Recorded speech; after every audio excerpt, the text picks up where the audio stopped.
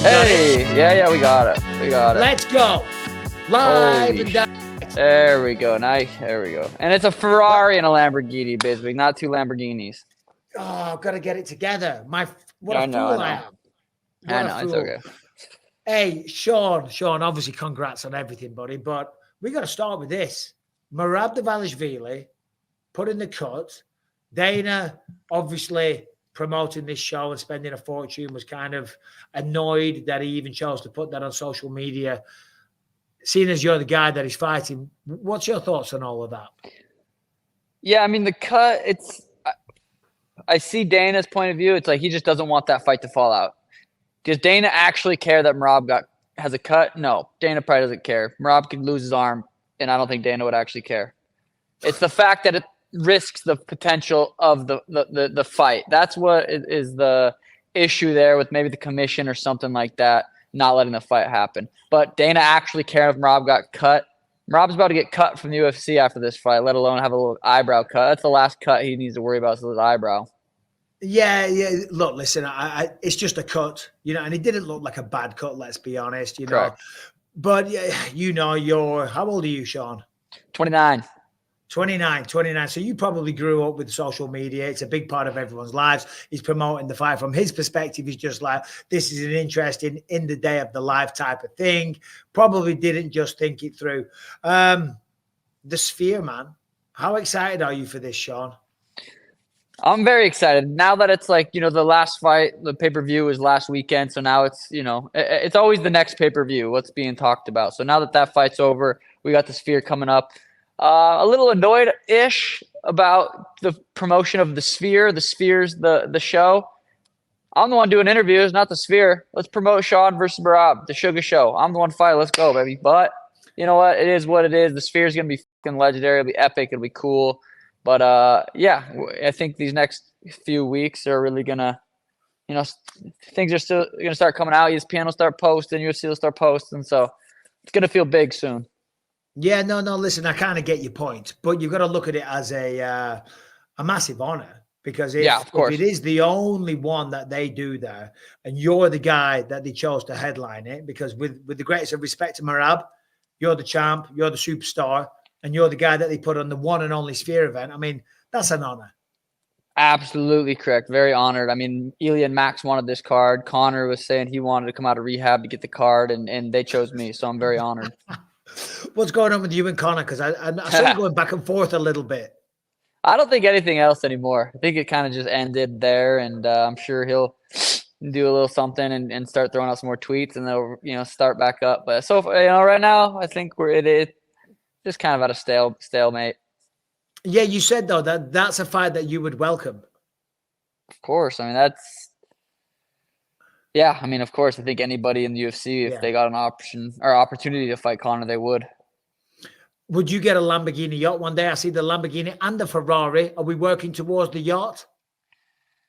I think with that, I feel like that would cause more stress than it would cause like joy or happiness. So, I'll probably just stick to the Lamborghini car, maybe not quite the yacht.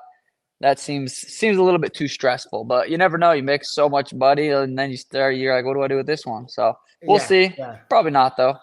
You got to be careful on the yachts, though. I don't know if you saw that news story that the unsinkable yacht just sank in 60 seconds. Did you see that? No, actually, no, I didn't see that. But that brings me, yeah, I'm not a huge water guy. Not a fan of the ocean as far as being in it or out. So yeah, the yacht's not happening. Yeah. Anyway, moving on from that. What do you know? What can you share? And I'm assuming it's nothing, but in terms of the production, everybody's guessing. Dana came out and said the first fight's going to be like the dawn of man. Your fight's going to be Mexico in the future. Do you have any inclination or do you know anything else but you sworn to secrecy? I do know one thing, but I didn't think it was that crazy that they asked me not to tell, so I unfortunately can't share it. Sure. But it's interesting. It'll be cool. I think it'll be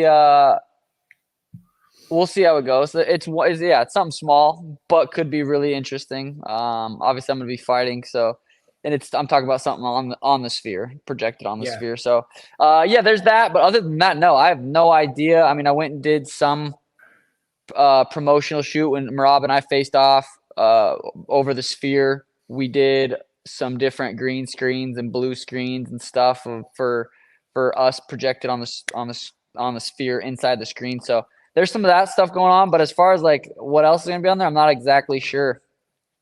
How are you and Merab? So when you did that face off, I mean, because he seems, I've had him on the show. Seems like a great guy, but how are you and Merab knowing that you're going to fight one another? I think Merab's got little man syndrome. I don't think it helps that I've knocked out his best friend and his training partner. He hates Tim. That's very out there. He doesn't like Tim. So there's just like little beefs all over the place. At the end of the day, he's just another opponent. It's going to be another knockout highlight reel for the Suga Show. And, I feel bad for him because he's been this close to the belt, for a long time. And he's just not going to quite get there. And it's because of me. So there's a little bit of guilt there. I'm like, man, I should just maybe – no. But, yeah, I feel a little bit bad. Maybe I'll move up to 45, and I think he could take out the division. But to be honest, I think I'm gonna make him look stupid. I'm going to make him look amateur. And I don't know how long he will be in the UFC. And the wrestling, right? I mean, he came on my show. You might have saw the clip. He said, this is where he's going to try out his striking and he's going to knock you out, and I called him on his BS straight away.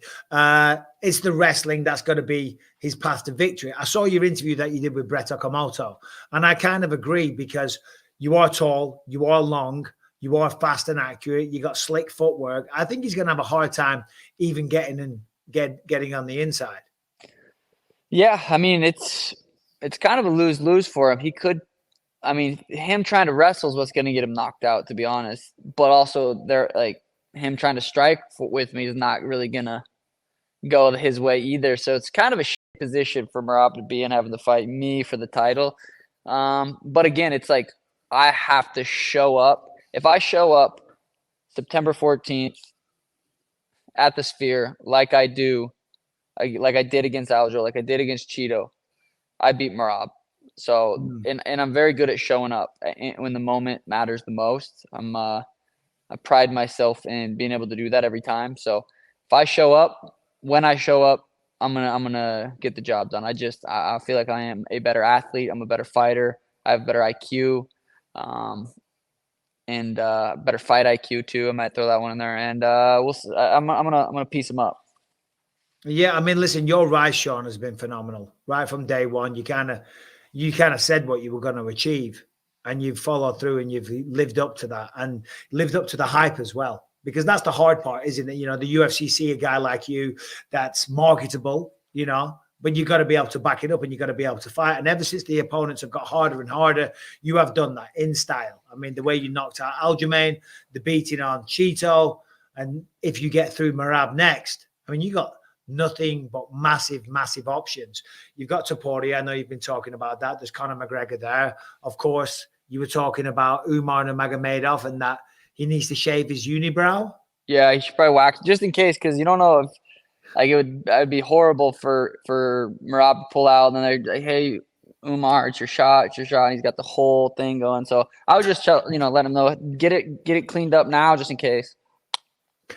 Would that be the next guy, you think? Or do you think you would look for somebody outside of your division? It's definitely a possibility. Like the Umar fight gets me very excited. You can't tell me that Max Holloway versus the Suga Show at 145, if Max goes out there and beats Ilia, isn't a massive fight. Me versus Ilia, if he goes out there and beats Max, that's a massive fight. Yeah, I like every single. I never want to have just one option. I never want it to just be like, all right. I mean, I don't want to say that actually, because if it is just one guy, that's gonna be massive. But I do like having options. I do like keeping it interesting and having the fans, wonder what's next for the Suga Show. So it is nice to be able to have options. Absolutely. Talking of that fight, Topuria versus Max, we were just kind of debating who wins that. If you had to make a pick, which way would you lean? I think Max gets the job done. And still the BMF and the featherweight title.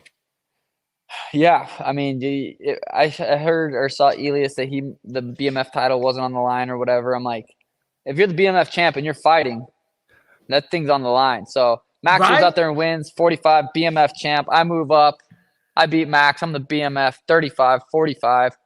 go fight Islam. Just jokes. I'll stop there. But yeah, no, I think, and Max to me is probably one of the hardest. Like if I'm looking at the 35 and 45 pound division, I think Max Holloway is one of the hardest opponents for me in the division. In both divisions. He's a tough fight for anybody. Look at what he did to Justin Gaethje. Insane. Another option that you've been speaking about for some time is going into the boxing world. Yeah. What is the kind of plans with that? Yeah, I feel like over the last 3 years or so, or whatever it's been, I kind of planted the seed. I said, I'm willing to go in there and box one of these guys, Ryan Garcia, Gervonta Davis, a big boxer. I would love to do that. I would love to test my boxing skills against a high level elite pro. I try to listen to the fans, the feedback, and every time I bring it up, I get a lot of hate. They're like, "Oh, I stay on the UFC." But then I call out Ilia Topuria, and they're like, "Oh, you're ducking Merab." I'm like, boxing and Ilia are, in my opinion, Merab's not an easy fight by any means. I'm not saying that. But going up to 45 and trying to fight Ilia is a very, very, very more difficult challenge. Going into the boxing world and trying to box one of these guys is more difficult. So I'm trying to just, what would be the most exciting for the fans, the hardest, the most competitive, the most exciting. If I win, holy. And they're like, no, we want Merab. So I'm here for what the fans want. They want Merab. I'll take that. If you said, hey, you pick one fight that you think you're going to win the most percentage-wise, boxing, Ilia or Merab, I'd pick Merab. Merab's obviously my weight division. He's 5'4". He's, a good matchup for me. So I'm going to take that Merab fight, and then we'll see what happens next. I do think if I go out there and land these hands, pop, pop, pop, bink, and win in fantastic fashion, boxing with my hands, it makes those boxing fights more interesting. No, I think it does. Certainly if you beat Merab, let's say 1 or 2 more fights, and you do it with your hands like you always do. Yeah. I think it just kind of makes sense. I mean, when you look at Conor McGregor and what he did with Floyd Mayweather, I think, and then you look at Francis Ngannou and what he did against Tyson, granted against Anthony Joshua, it was a very different story, but still there's a narrative now that we can go over there. What do you make of this whole? Because boxers look at MMA guys and say, we can't box, which is bullshit. And I look at you can clearly box to a very, very high level. What is your response when you hear them just like kind of disregard our threat in any way? I think, you got to look at it too. It's like, there's a little bit of insecurity in those boxers. Of course, they're going to say we can't box. That's the only thing that they can do. So for us to be able to box and whoop their ass any other way, that's not a good look for the boxers. So of course they're going to say we can't box. But most of the time they're wrong. Not a lot of MMA guys can, straight up box to different sport. But I feel like there's a few of us that could translate and box, and make it competitive. So for the most part, they're kind of ish, right? But, there's a few of us that I think could translate over pretty well.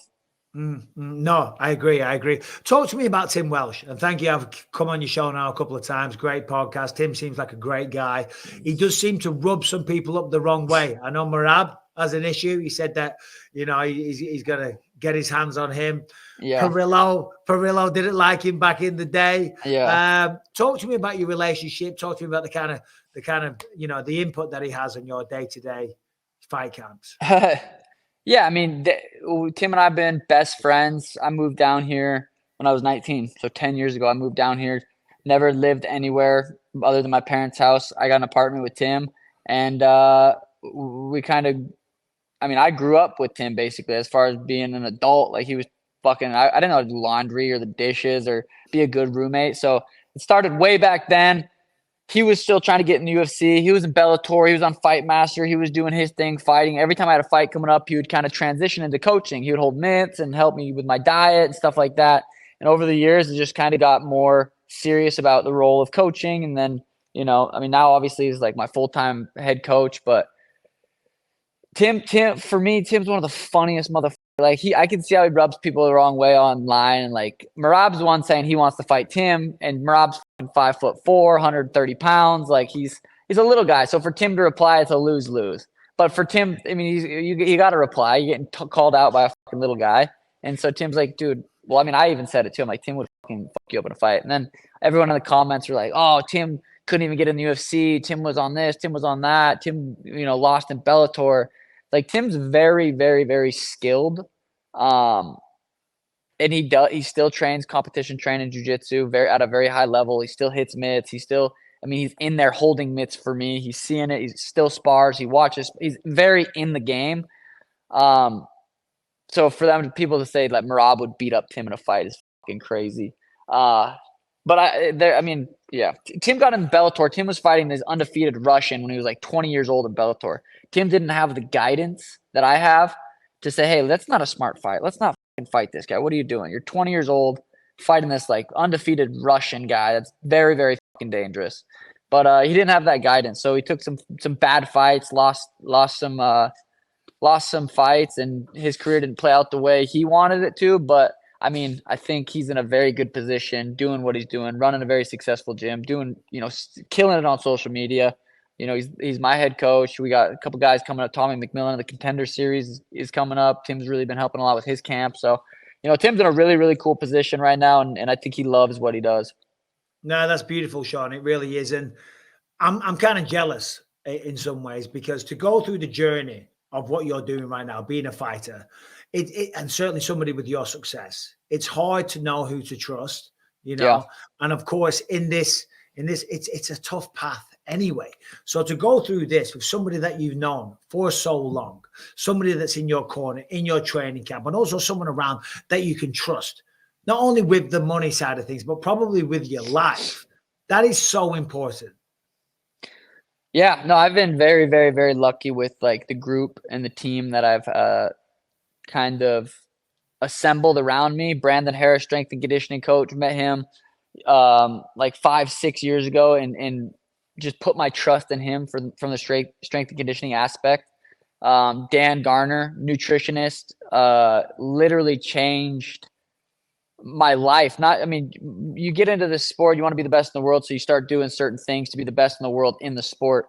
Then you realize there's certain things that you need to do just to be a happy human being, just for your mental clarity. So Dan Garner helping me with my diet, my gut health, my brain health, and all these things that after fighting, I'm still going to be using this guy, because it makes my life better. Same with Brandon Harris. Like, these workouts that I'm doing outside of camp aren't necessarily to prepare me for the next fight, but let's just be healthy and live a good life. And Tanquino, jiu-jitsu coach, ADCC world champion, gi world champion, one of the best to ever do it. Very, very knowledgeable and has a lot of fight experience. And then these up and coming studs. I've been having this kid Ezra Elliott in my corner, who's a young pro. I think he's 1-0 right now. Trying to get him fights is very difficult, but he's going to be in the UFC. And then Uncle Emron. Emron's completely changed my life. So everyone has just played such an important role in my life to be where I'm at right now. It'd be I don't even think I could be in this position without everyone playing their role. Yeah. And that's great that you're so respectful and appreciative. I am interested in what you said about the nutrition. The nutrition. Yeah. Could you just give a little bit of, just elaborate a bit further on the concepts and what he does with you? Because you really put a lot of focus on the nutrition side of things there, which of course is important. But would you mind sharing a little bit? Yeah, no, I think cutting weight's the dumbest fucking thing in the sport, or freaking thing. Sorry, I remember. Yeah. Cutting weight is so stupid. Like, we're live. We're getting demonetized because of the bloody champ. No. Send you 20. I'll Venmo you 20. No, I think Merab probably weighs 155, 156. I weigh 156, 156. Like, we weigh around the same weight, but on that night but the way I look at it, it's like we have to cut weight. No matter what, we got to cut weight. So I want to do it. I want to make that an advantage for me, that I'm going to do it better than him. I'm going to cut weight better than him, and I'm going to rehydrate better than him, and that is going to give me an advantage. That's where Dan Garner comes in. I have my meals from 12 weeks out. I have a full-time chef, breakfast, lunch, and dinner. He sends and the snacks in between. He sends me meal plans from 12 weeks to 8 weeks, 8 weeks to 4 weeks, 4 weeks to fight camp, or 4 weeks to fight week to weigh in. So I'm eating literally perfect. We do blood work. The amount of blood work he does on me is pretty insane. I'll go into the lab corp or whatever, and they'll be like, "Holy shit! Like, you're getting a lot of blood tested today." So he's testing blood samples. He's testing shit. I shit in a box, send it in. They do what they do with that. Saliva, piss. We've done hair. Wow. We've done all these different analyses of my blood work, just of my body in general. And Dan's constantly learning the newest and newest and newest science because it's never ending. He reads papers, literature all day. The dude is an absolute genius and is obsessed with it and very passionate about it. He'll send me 45-minute videos breaking down why I need this supplement. So I'm taking all these supplements, third-party tested, of course, Michael Bisping. And so I'm taking all these different supplements, eating these different foods for these very, very specific reasons. So my weight's coming down very naturally.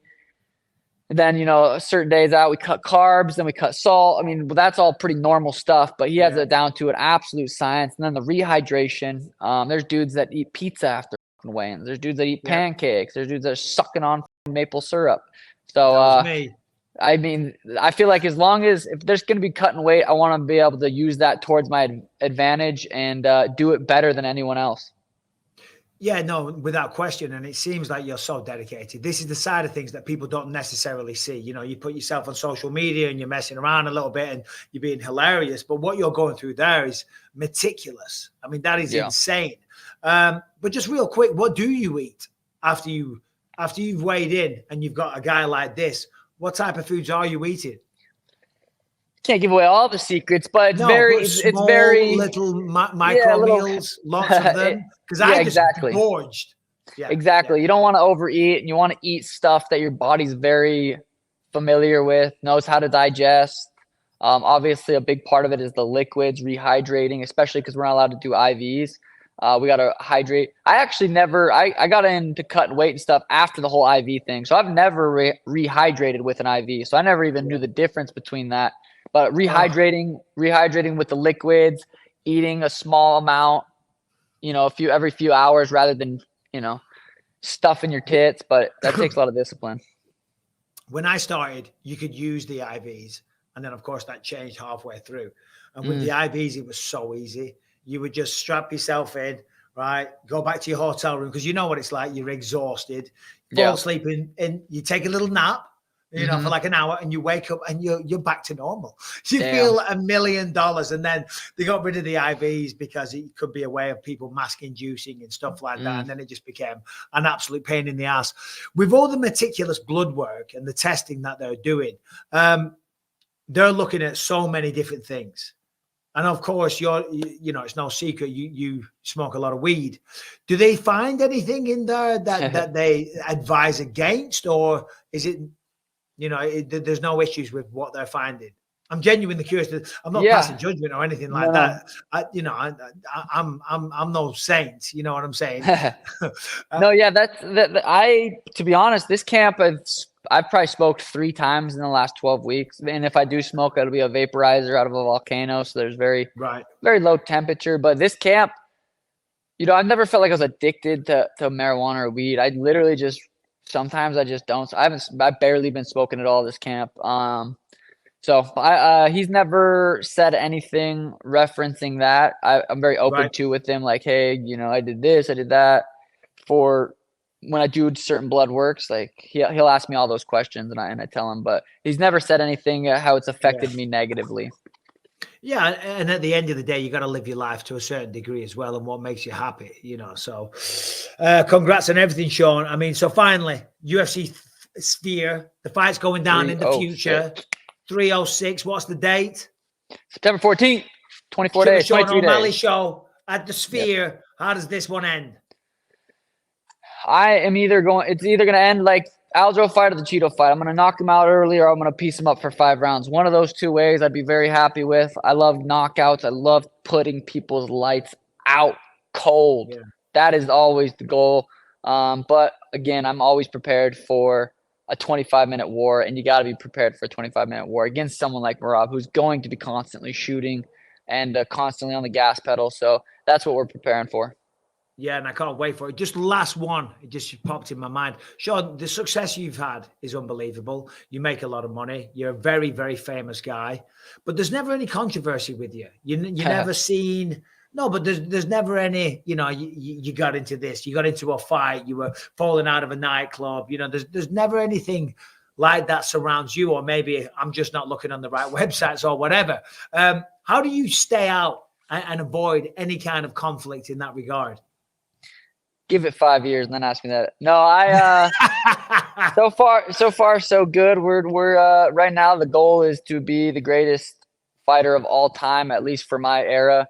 So I always have to remind myself that and just kind of stay on the right path, because it's not easy. It is not easy when there's, so much opportunity to go and do so many different things. But for me, it's like, let's just book a fight. Let's get in. When I'm in fight camp, nothing else. I don't give a fuck about anything else. Like, I don't want to go and see this guy. I don't want to go hang out with these. I don't give a fuck about anything else except for that fight, that date. So for me, it's like, let's just keep booking fights. Let's stay active. And I want to be the greatest fighter of all time. And so that's where my head's at. And I'm just trying to, stay there for as long as possible. 29 years old. I think, if I keep eating right, sleeping right, and doing this, I could fight till I'm 35, 36. So we still got a couple years. And that shit goes really fast. I'm noticing that. I have a 4-year-old daughter almost. She's, will be 4 in November. So I'm like, those 3 years go like that. And I got to remember that for my career, because there's going to be a time where I can't fight, and it's going to be, a hard pill to swallow. And I got to make sure I don't have any regrets.